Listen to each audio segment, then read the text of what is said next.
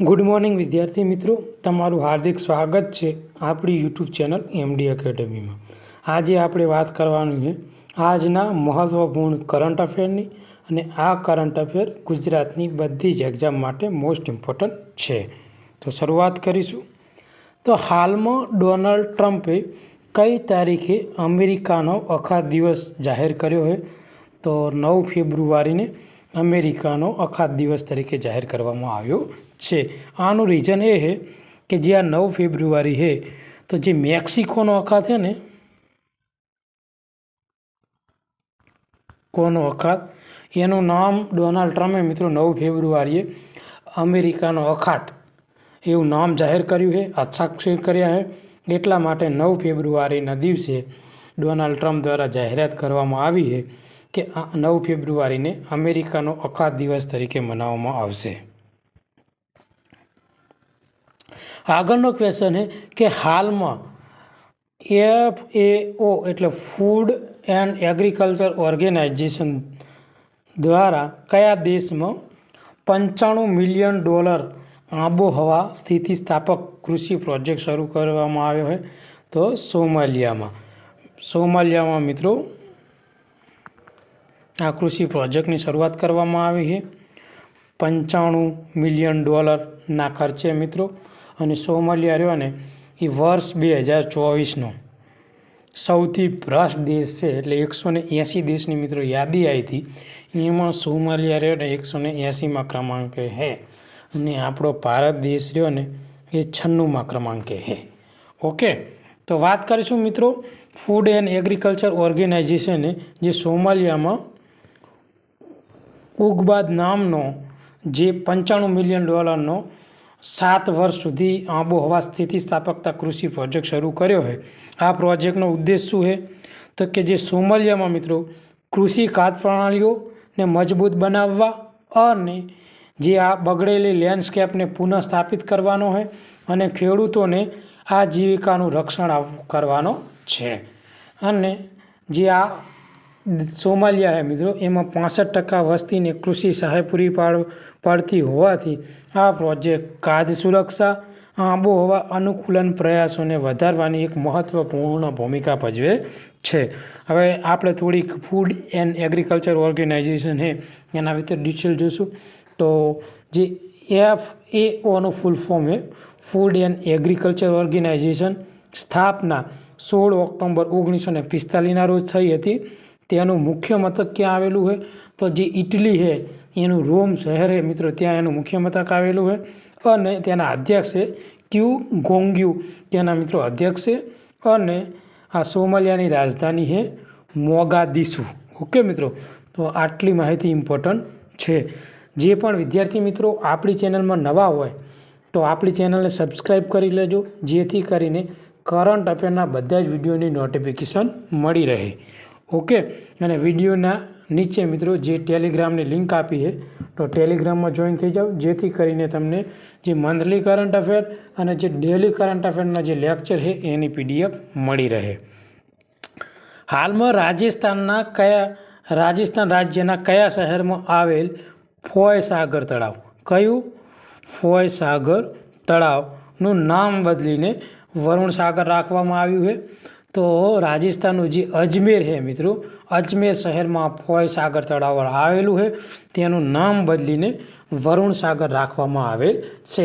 તમારે મને કોમેન્ટમાં કહેવાનું છે કે હાલમાં કોલકાતામાં આવેલ ફોર્ટ વિલિયમ કિલ્લાનું નામ બદલીને ભારતીય સેના દ્વારા શું રાખવામાં આવ્યું છે? તમારે મને કોમેન્ટમાં કહેવાનું છે। એ ક્વેશ્ચન મોસ્ટ ઇમ્પોર્ટન્ટ છે, અને આપણે આપણા લેક્ચરમાં અગાઉ તમને ભણાવી દીધેલ છે। હાલમાં મિત્રો 38મી જે રાષ્ટ્રીય રમત છે એ કયા રાજ્યમાં મિત્રો એનું આયોજન થયું હતું?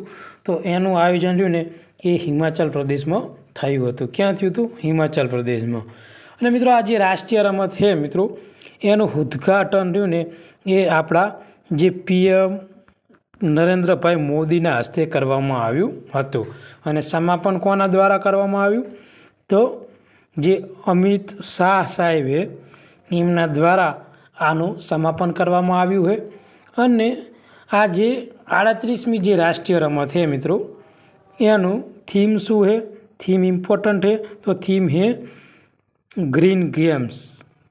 शू थीम है आनी ग्रीन गेम्स ए 38મી જે રાષ્ટ્રીય રમત છે મિત્રો એની થીમ છે। આની પહેલાં મિત્રો 2023માં જે 37મી ગેમ હતી એનું આયોજન ક્યાં હતું? ગોવામાં।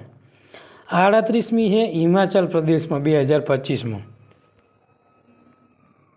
હિમાચલ પ્રદેશમાં, બરાબર। હવે વાત કરવાની છે 2027માં, તો એ ગેમ ક્યાં હશે? તો મેઘાલયમાં।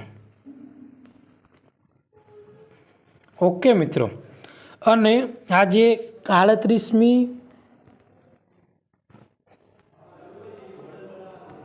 નેશનલ ગેમ્સ છે એનો માસ્કોટ શું છે?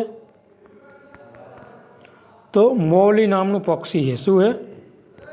મૌલી, જે હિમાચલ પ્રદેશનું રાષ્ટ્રીય પક્ષી છે આનો માસ્કોટ છે।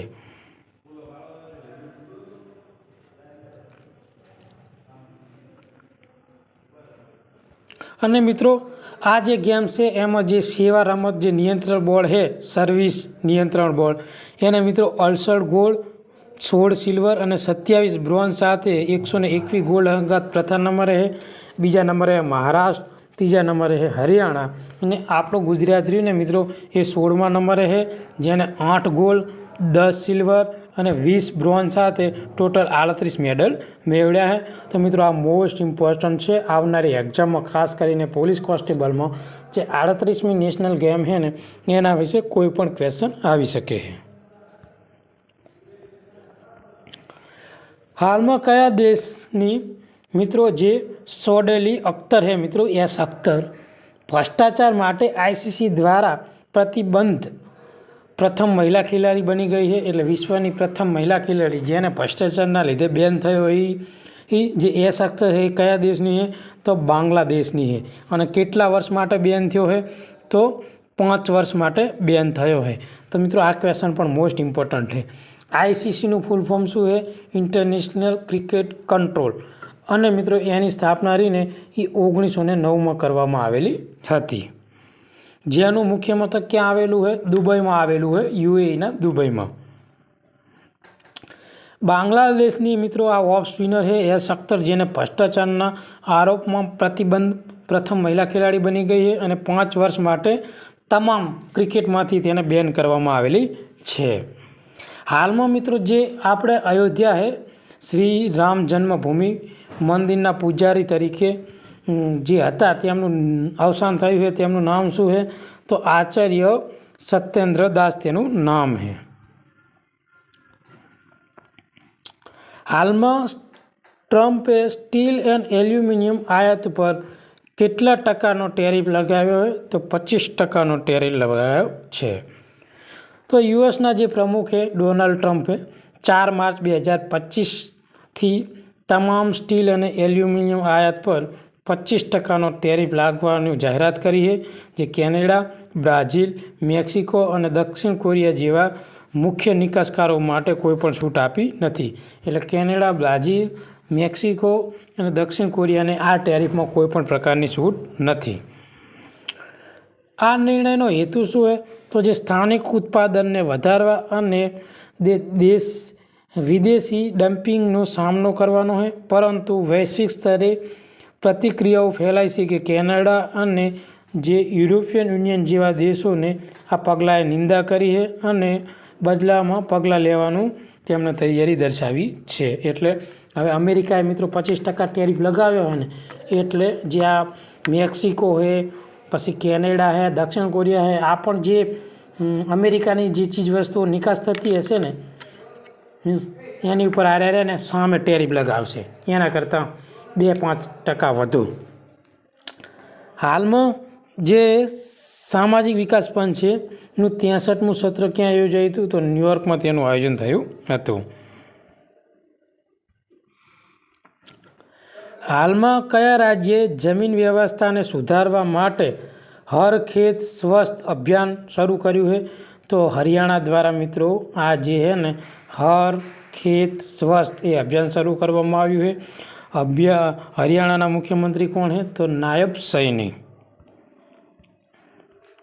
હરિયાણાને માટી સ્વાસ્થ્યને વધારવા અને ટકાઉ ખેતીને પ્રોત્સાહન આપવા માટે હર ખેત સ્વાસ્થ્ય ખેત અભિયાનની શરૂઆત કરવામાં આવી છે. આ પહેલ આગામી 3 થી 4 વર્ષ રાજ્યભરમાં દરેક એકર ખેતીના જમીનમાંથી માટીના નમૂના એકત્રિત કરવામાં આવશે.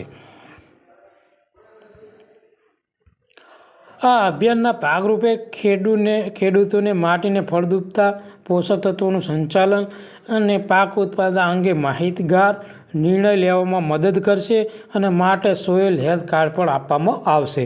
એટલે ખેડૂતોને એક સોઇલ હેલ્થ કાર્ડ આપવામાં આવશે મિત્રો આ અભિયાન હેઠળ. હાલમાં તાજેતરમાં કોણે ગુજરાતના ગ્લોબલ કેપેબિલિટી સેન્ટર પોલિસી 2025થી 30 સુધીનું ગાંધીનગર ગિફ્ટ સાથે લોન્ચિંગ કર્યું? તો ભૂપેન્દ્ર પટેલ દ્વારા. આજનું મહત્વપૂર્ણ કરંટ અફેર આપણે અહીંયા પૂરું કરીએ છીએ અને હવે જે કાલનું કરંટ અફેર હતું તેના મહત્ત્વના પ્રશ્નોનું આપણે રિવિઝન કરીશું. આંતરરાષ્ટ્રીય જે મિત્રો એપિલેપ્સી દિવસ 2025 કઈ તારીખે ઉજવવામાં આવે છે? તો 10 ફેબ્રુઆરીના દિવસે આ દિવસની ઉજવણી કરવામાં આવે છે. હાલમાં કયું શહેર સૌથી મોટો MRO middle east and AIME 2025 ઇવેન્ટનું આયોજન કરશે? તો દુબઈ. હાલમાં કોના દ્વારા સંસદમાં નવું આવકવેરા બિલ રજૂ કરવામાં આવ્યું છે? તો નિર્મલા સીતારમણ દ્વારા આ નવું આવકવેરા બિલ રજૂ કરવામાં આવ્યું છે. નિર્મલા સીતારમણ આપણા દેશના શું છે? નાણામંત્રી છે. તેમને મિત્રો આ વખત 8મી વખત લોકસભામાં બજેટ રજૂ કર્યું છે. બજેટ અનુચ્છેદ 112 હેઠળ રજૂ કરવામાં આવે છે. પણ કોના દ્વારા રજૂ કરવામાં આવે? તો નાણામંત્રી દ્વારા રજૂ કરવામાં આવે. હાલમાં મિત્રો ICC ચેમ્પિયન ટ્રોફી માટે આ ઇવેન્ટના એમ્બેસેડર તરીકે કોની પસંદગી કરવામાં આવેલ છે? તો શિખર ધવનની પસંદગી કરવામાં આવેલી છે. મિત્રો જે ICC ચેમ્પિયન ટ્રોફી છે એનું આયોજન ક્યાં છે? તો પાકિસ્તાન અને UAEમાં મિત્રો તેનું આયોજન છે. કેનેરા બેંકના મુખ્ય અર્થશાસ્ત્રી તરીકે કોની નિમણૂક કરવામાં આવી છે? કેનેરા બેંકના મુખ્ય અર્થશાસ્ત્રી તરીકે કોની નિમણૂક કરવામાં આવી છે? તો ડૉક્ટર માધવ કુટ્ટીજીની મિત્રો નિમણૂક કરવામાં આવેલી છે. હાલમાં અવકાશ કાર્યક્રમ માટે જે IRIS જે ચીફ છે એ વિકસાવવા માટે કઈ સંસ્થાએ ISRO સાથે સહયોગ કર્યો છે? તો IIT મદ્રાસ સાથે. હાલમાં કયા મંત્રાલયે રસોઈ, હસ્તકલા અને ક્લિક્સ મૂડ અને મેજિક ઉત્સવનું મિત્રો શરૂ કર્યો છે? તો ગૃહ મંત્રાલય અને જે ગૃહ અને જે શહેરી મંત્રાલય છે એના દ્વારા આ ઉત્સવની શરૂઆત કરવામાં આવી છે. હાલમાં 2025માં 14મું એશિયન ફિશરીઝ ફોરમ ક્યાં યોજાયું છે? તો નવી દિલ્હીમાં. હાલમાં 2027માં 39મી રાષ્ટ્રીય રમતનું આયોજન કયા રાજ્યમાં કરવાનું છે? તો મેઘાલયમાં. તો મિત્રો આજનું આ મહત્ત્વપૂર્ણ કરંટ અફેર આપણે અહીંયા પૂરું કરીએ. તમને આ વિડીયો ગમ્યો હોય તો લાઇક કરજો, શેર કરજો અને તમારા બીજા મિત્રોને મોકલાવજો જેથી કરીને આ કરંટ અફેરનો લાભ એ લોકો લઈ શકે. Thank you. ધન્યવાદ.